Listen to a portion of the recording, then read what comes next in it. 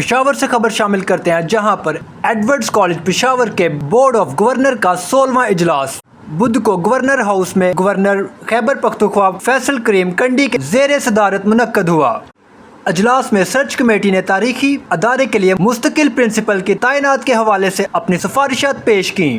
Committee کی سفارشات کا جائزہ لینے کے بعد بورڈ نے ڈاکٹر یعقوب بنگش کو ایڈورڈز کالج کی مستقل پرنسپل کے طور پر تقرری کی منظوری دی۔ سرچ کمیٹی نے بورڈ کو سلیکشن کے عمل پر بریفنگ دی، جس میں 15 میں سے 12 درخواست دہندگان کو شارٹ لسٹ کرنا اور انٹرویو کرنا شامل تھا۔ ان تمام امیدواروں کا ایک حتمی پینل تیار کیا گیا، جس میں ڈاکٹر بنگش سہرِ فہرست امیدوار کے طور پر سامنے آئے۔ گورنر کنڈی نے مقررہ وقت کے اندر اور طے شدہ طریقہ کار کے مطابق تقرری کے عمل کو مکمل کرنے پر تلاش کمیٹی کے ارکان کی تعریف کی۔